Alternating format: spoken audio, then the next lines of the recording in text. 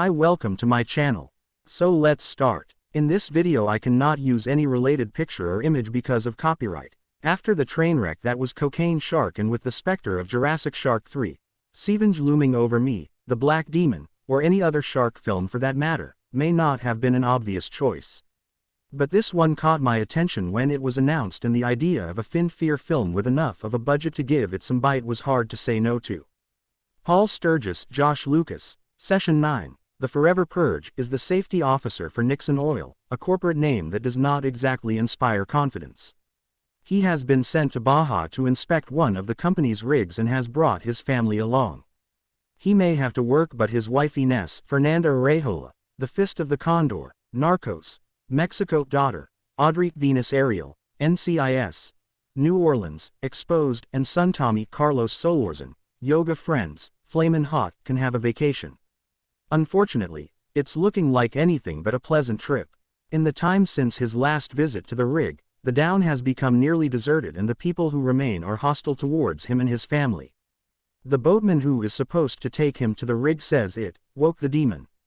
Meanwhile, after a run-in with drunken locals who have an unhealthy interest in Audrey, Inés brings the family out to join Paul on the rig, where Paul is discovering that there is a major leak, and all of the crew are missing except for Chato, Julio Cesar Chadillo, Sicario, the three burials of Melquiades Estrada Jr., Jorge A. Jimenez, Machete Kills, Narcos, and their chihuahua, Toro. Director Adrian Grunberg seems to have an obsession with Mexico. Both of his previous features, Get the Gringo and Rambo, Last Blood, were set there as well. This time he's working from a script by Carlos Cisco, Star Trek, Discovery, East Los High, and Boise Square at Blackwater, Surrender at Crow Lake, that ties in folklore, giant monsters and ecological concerns. It seems the rig has been leaking for months, but headquarters didn't think it was worth the money to fix. They didn't even bother to tell Paul before they sent him. Has this caused the Aztec deity Tlaloc to return and take revenge?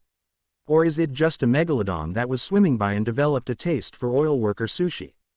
The Black Demon certainly wants you to believe this is something more than another rip-off of the Meg, as people begin to hallucinate and secrets are revealed. Unfortunately, for a monster movie, The Black Demon is stingy with views of the monster, and for a thriller, there's not much sense of tension as they try to find a way off the rig before its imminent destruction. Too much time is spent on conflicts between Paul and Chato over the company's responsibility for the leak and its effect on the villagers.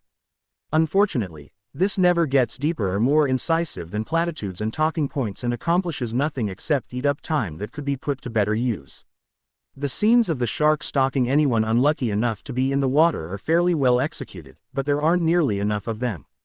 And when we do get them, they're capped off with cliched shocks that the viewer will be expecting.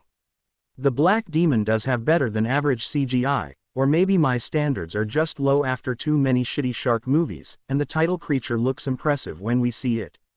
The film's major gore gag, and the reason for its R rating, looks good. However, a scene where Audrey finds herself swimming among assorted body parts was done much better nearly 40 years ago in Argento's Phenomena. Sadly, The Black Demon ends up being another disappointment. It fails as a horror movie and as an eco-thriller. Even the ending lacks the visual punch I expected it to have and is a distastefully cynical exercise in false nobility. It's not as bad as Cocaine Shark or The Requin, but it could have been and blew the chance, which may be worse. The Black Demon is available on digital platforms via The Avenue. It will be available on DVD on July 11th.